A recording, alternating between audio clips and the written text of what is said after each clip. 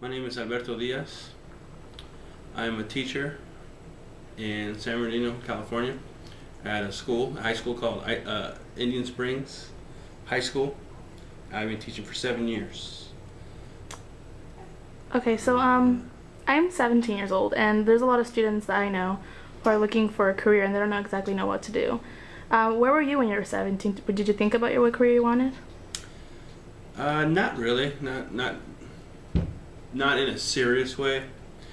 When I was in 4th grade, I kind of had it narrowed down to about 3. They said by 4th grade you should know more or less what you want to do.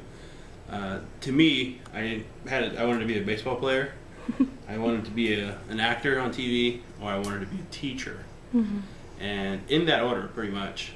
And by the time I was 17, I knew I wasn't going to be an actor, and I knew I wasn't going to be a baseball player as much as I would have loved to do that. But at 17, I only really always wanted to be a teacher. So even at 17, I knew I wanted to be a teacher. I didn't necessarily think I was going to make it happen. A whole lot of college. I thought college is something that people not like me were going to do, and I didn't even think I was going to do that. It wasn't until I was 23 that I set out to become a teacher.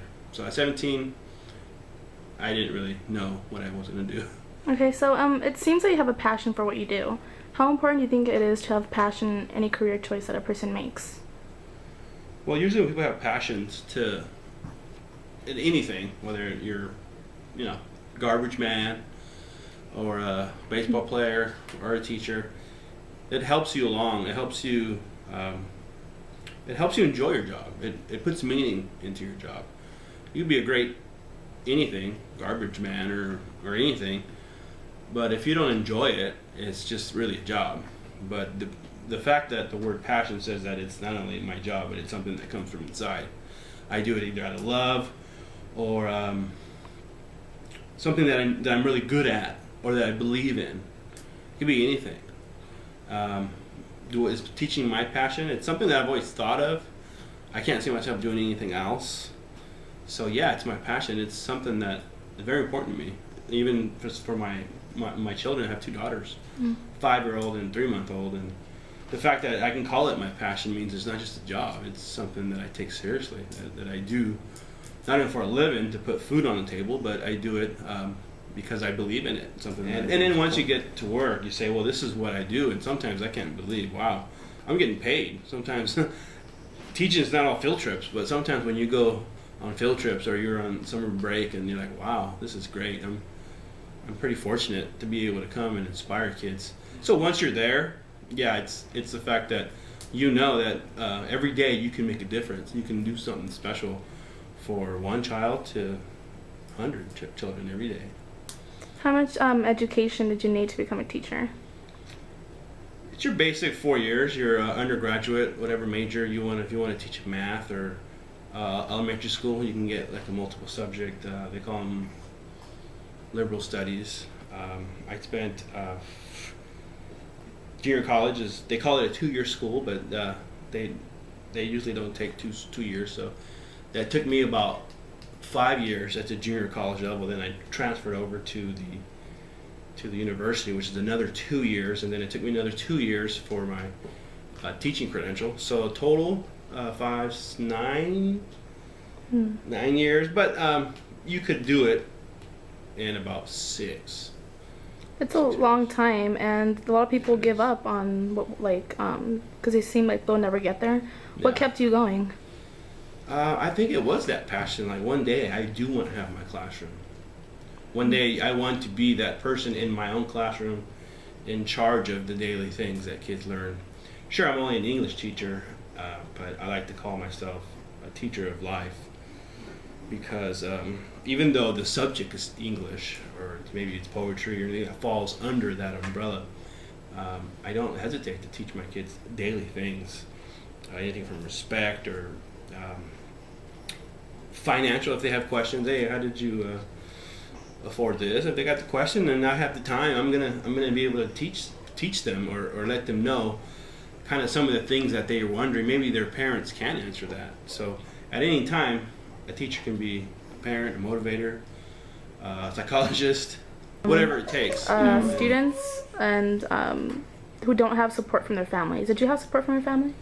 I did. My mother, her and my father, they both still live in the same house I grew up with. Both immigrants from Mexico. And they came over. Oh gosh, now it's been 40 years ago they came, and they didn't know the language. They didn't really have a whole lot of money, but they've always cared about us in a way that they've always wished us the best. Mm-hmm. And when you go to college, there's always going to be hurdles like, do I have the money? Do I have the time? Do I have this for that? My mom was always there for as much as possible.